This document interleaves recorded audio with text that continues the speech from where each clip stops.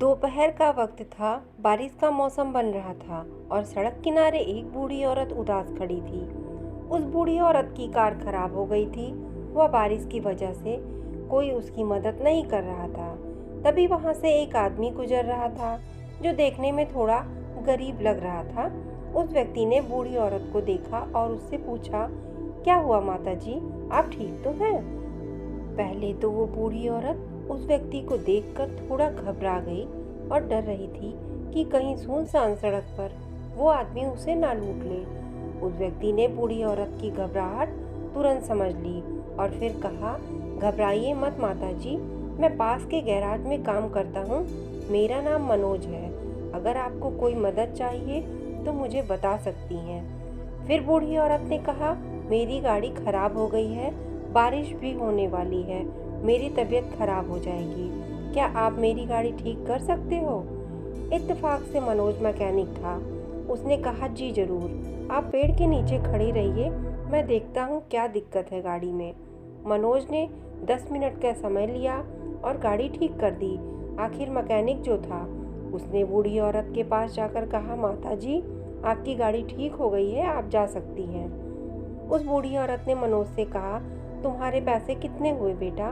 मनोज ने कहा, माँ जी, ये तो मैंने सिर्फ आपकी मदद करने के भाव से किया था, लेकिन फिर भी अगर आपको कुछ करना चाहती हैं तो एक काम कर देना, जब भी कोई ज़रूरतमंद मिले उसकी मदद कर देना और मुझे याद कर लेना। अच्छा माँ जी, चलता हूँ। इतना कहकर मनोज अपने रास्ते चल दिया और वो बूढ़ी औरत कुछ दूर जाते ही एक रेस्टोरेंट के पास रुकी। उसे भूख लगी थी और उसने सोचा कि कुछ खा लूं।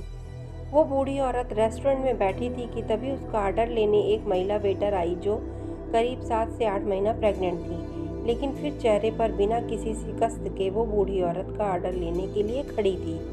कर्मों का फल इसी संसार में। उस बूढ़ी औरत ने खाना खाया और 5,000 की टिप उस वेटर लड़की को दी और उससे कहा, बेटी, जब भी हो सके तुम किसी ज़रूरतमंद की मदद कर देना। उस प्रेग्नेंट औरत को पता चला कि वो बूढ़ी औरत शहर में सबसे अमीर है और अकेली रहती है।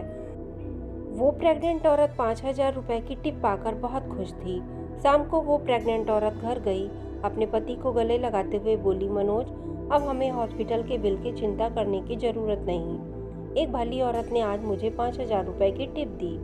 अब हम डिलीवरी अच्छे से करवा सकते हैं। ये सुनकर मनोज बहुत खुश हुआ, लेकिन उसे ये एहसास नहीं हुआ कि जिस बूढ़ी औरत की उसने मदद की थी उसी महिला ने मनोज की बीवी को टिप दी। दोस्तों, इस कहानी से शिक्षा मिलती है कि दूसरों का अच्छा करोगे तो आपका भी अच्छा ही होगा। हमेशा दूसरों की मदद करें, अच्छे कर्म करें, आपको इससे अच्छा फल ही मिलेगा। दोस्तों, आपको कहानी कैसी लगी हमें कमेंट करके अपनी राय जरूर बताएं। धन्यवाद।